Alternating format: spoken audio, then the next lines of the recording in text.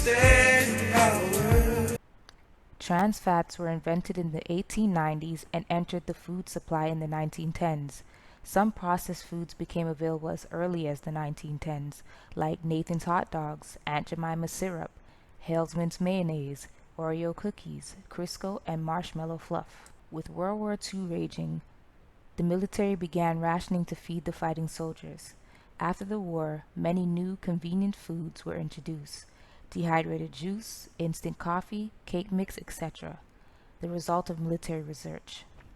Adding to convenience in the kitchen, Tupperware and Reynolds Wrap aluminum foil were created.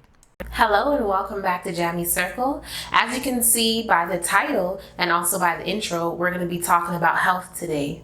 Also, as you can see, I'm alone and I'm sad about it. I'm really sad about it. Psych.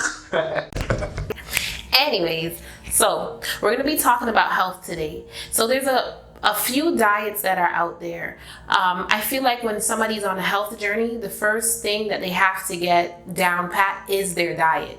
So we have the keto diet, whole foods plant-based, pescatarian diet, vegan diet. So what we're going to focus on in this video is vegan diet and the whole food plant-based diet. So let's start with the vegan diet. So if we're trying to compare the whole foods diet to the vegan diet, I would say that the whole foods diet is more nutritious and healthy than the vegan diet. Because what people don't understand is there's a lot of vegan foods that are not healthy and a lot of processed foods, even if you're a vegan, that vegans do consume. So we're talking about Oreos, which a lot of people didn't know that Oreos are vegan. We're talking about certain sodas. We're talking about vegan ice cream. We're talking about fake meats, jelly, things that are laden with sugar. A lot of those stuff are very processed. Chips, most of the time, are very processed. And vegan people tend to eat a lot of these processed foods. The whole foods plant-based diet, on the other hand, is very nutritious because they hardly, if any of the time, eat processed foods. So they eat things like whole grains, they eat things like a lot of fruits and vegetables. If it wasn't grown out of the ground, they try to stay away from it. They do sometimes eat minimally processed foods like pastas and breads, but most of the time it's just whole foods, vegetables, and healthy grains. After World War II, the United States entered a new modern age of technological innovation that profoundly changed the way that America cooked and ate. Heavily processed foods undergo many processes so they are ready to eat right out of the package, like granola bars, crackers, cookies, TV dinners, frozen pizzas, ice creams, carbonated beverages, spreadable cheese, and crackers. The first Dairy Queen and McDonald's fast food restaurants opened. So there's a few different things. So we have ethical vegans and we have vegans that become vegan for health. So ethical vegans are vegans that become vegan because of the planet and the animals. It's their love for the animals. So the problem with a lot of ethical vegans is that they tend to not care too much about their health. They're more eating a vegan diet because of their love for the animals and their love for the planet. So a lot of those vegans tend to eat a lot of processed food, a lot of chips, and certain things that I named in the beginning. They tend to eat a lot of those stuff. So at times when you see vegans having the same diseases that people who eat a lot of meat have, it's because of those things. So in order to be healthy, you have to limit your intake of processed foods. So I feel like people should preach health and then more people would want to be healthy, because the way people are set up, it's what's in it for me. So yeah, a lot of people like the planet and we like animals, but a lot of people don't really care. They don't care about the animals. They don't really care about the planet. They have too much things to worry about on a daily basis. But if you preach more about health and they become healthier and decide that they want to stop eating meat for health reasons, you're getting to the same place, but just with a different message. What's in it for me message. The management and welfare of animals raised for food directly impacts human health. Intensive farming operations housing tens of thousands of animals in close quarters serve as ideal incubators for disease. Several major human health concerns are associated with intensive farming, including increased transfer of infectious agents from humans to animals, antibiotic resistance, foodborne illness, and the generation of novel viruses like H1N1 or swine flu in pigs. The Center for Disease Control estimate that each year, 2 million people in the United States contract antibiotic-resistant infections and 23,000 die from such infections. The CDC has confirmed a link between the routine use of antibiotics in farm animals and the growing problem of antibiotic-resistant bacteria. So I'm not against meat or eating meat at all. What I'm against is the way meat is produced. Once you see a lot of these places where the meat that we buy in the supermarket come from, you would see that there's no grass anywhere. Cows are supposed to graze and live off the land and roam freely and eat grass and be healthy. But these places that you see that house the animals, there's no grass. They're feeding them soy byproducts, corn byproducts, and all those other stuff that are not healthy for them. A lot of these animals are very, very sick. They torture these animals. These animals actually have a lot of diseases. Some of their skin and their flesh rots off from the nastiness and the filth that are in these places. A few ex-butchers have said that they had to cut out cancer out of certain meats and still sell it. So could you believe that? Cancer. As a butcher, you have to cut out masses of tumors and then you still have to sell the meat after that. That cannot be healthy for anybody. So the stress and the environment that they're in, it goes all into their meats. So when we consume that, the antibiotics that they give them all the time to fight disease, that they're getting the diseases because they're in this situation. Hormones. All of those things that we consume, it comes into our body and it becomes a part of us also, and it disrupts the natural process of our body.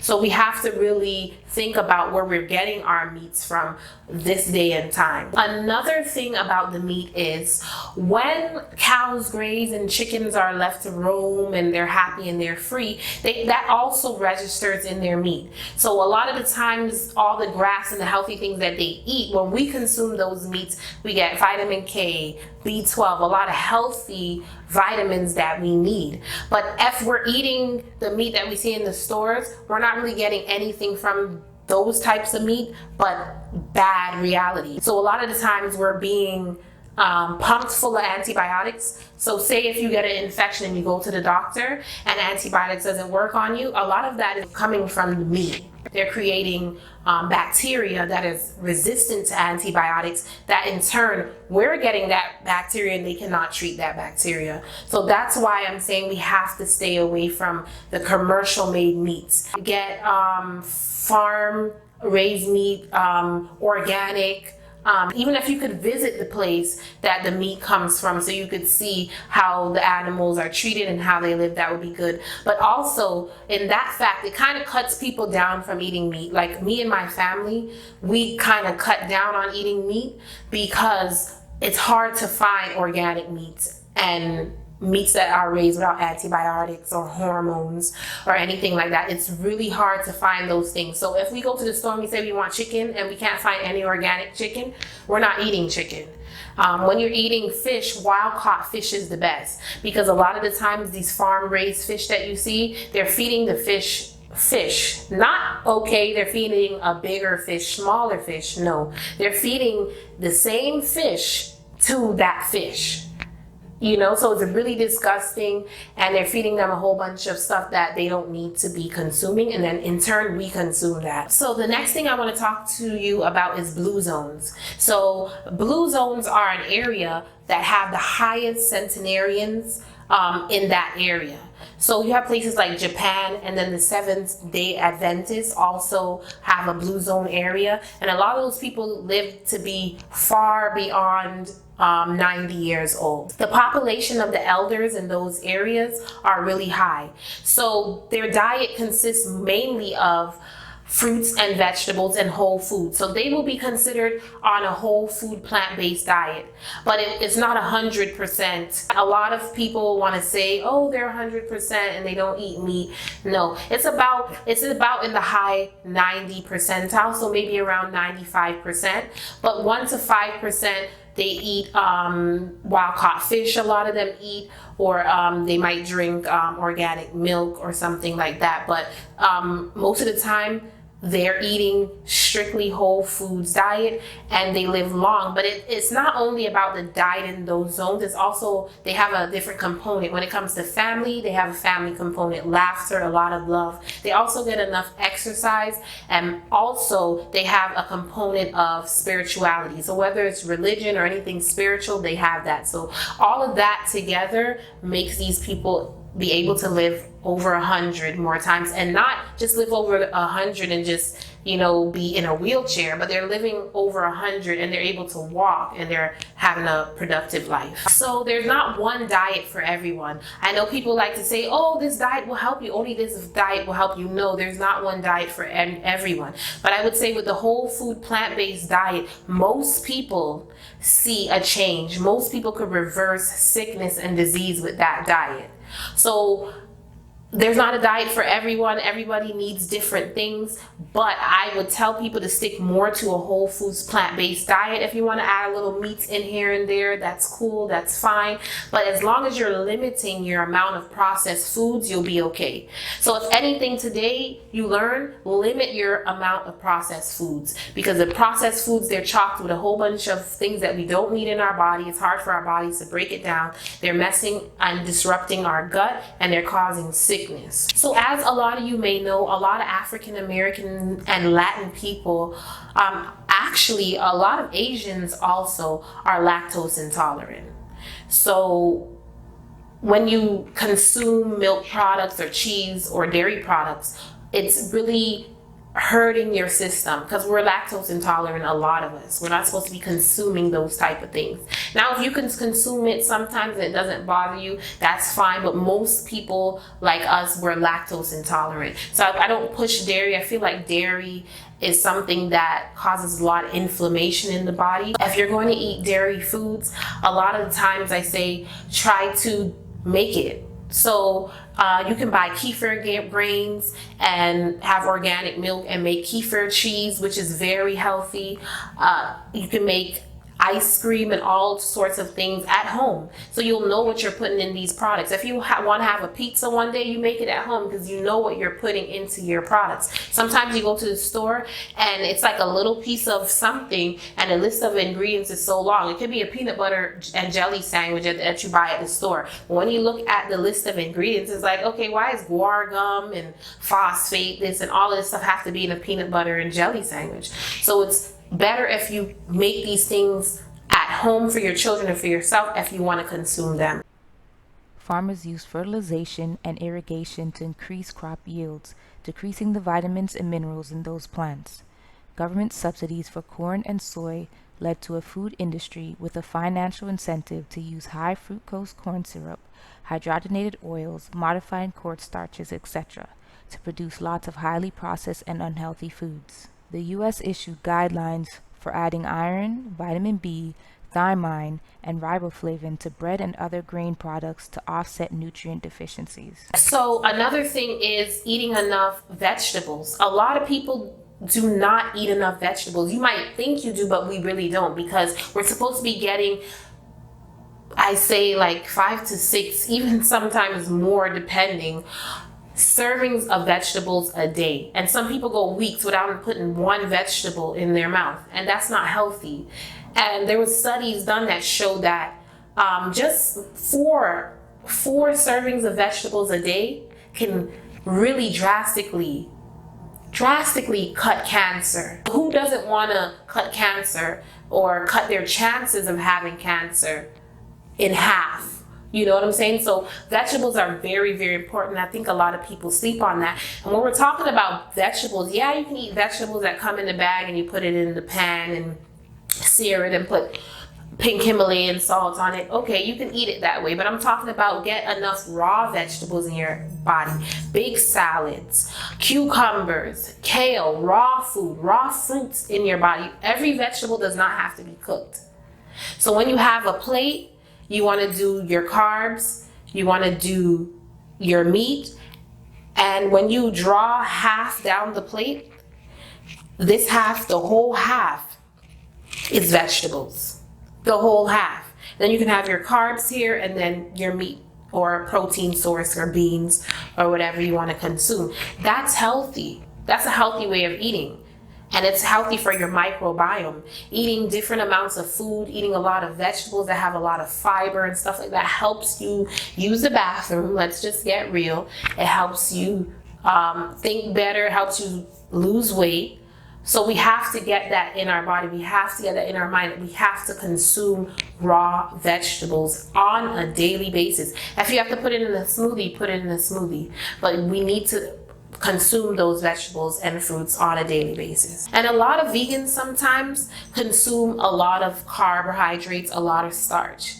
And when I was around 15 and I decided that I wasn't gonna eat meat anymore and I went vegan, I blew up, like I got really big and I got severe acne. And it was because I was eating too much carbs, pasta, rice, bread. Rice is okay in small amounts, but bread and pastas, I was just French fries, chips. I was going in and I was going hard because I didn't have really nobody to guide me about diet at that time. If you say, okay, I'm gonna cut out the meat, it's not to say, okay, I'm gonna cut out the meat, but I'm gonna be eating white potatoes, white rice, pasta, bread. Those stuff are gonna get you in the same position that you're in now. It's not healthy.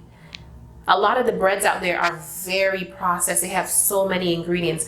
Bake bread at home. Sourdough bread is some of the healthiest bread you can bake. If you want to eat bread, bake bread. Limit your pasta to maybe once a week or even further out than that, because it's really not healthy for you. Now, things like sweet potato, yam, dasheen, a lot of those things that are really good for you, cassava, a lot of things that like a lot of Caribbean and African people eat, those carbs are very hearty. You see those people, they can run, they can jump, because these are healthy carbs that you want to be putting into your body. They have a lot of nutrients, they have a lot of starch in them that is able to be undigested, so it can help your bowel movements and it can help your microbiome. So we need to be getting in those good carbs on a daily basis also. Not a lot, but you know, a good serving. Also healthy fats, almond butters, like coconut oil, depending, because if your gut is compromised, I wouldn't suggest you eat a lot of coconut oil. But in another video, we'll go more into the gut microbiome and things that you can do to have your gut working optimally. So the takeaway of this video is less processed food, less commercial meats, or none at all. Try to buy organic. If you cannot get organic, okay, I couldn't get organic meat. You know what? This week I won't eat it. I'll just wait until I'm able to purchase those meats for me and my family. Also, veggie intake. We need to start getting the raw foods in our diet every day. But I'm stressing the raw vegetables. You need to be getting that in your diet every day to cut your cancer risk. So we love to talk about health. We're on a health journey ourselves, and we can all go through this together, help each other to become better people, and in turn have a better open mind. The world would be better if we're like that. So just send us a message down in the comment section and we'll definitely do more videos like this. Thank you so much for watching. Don't forget to like, comment, and subscribe. Bye-bye now. Everything and everything I need, and I'll truly be divine power. If you guys like these videos,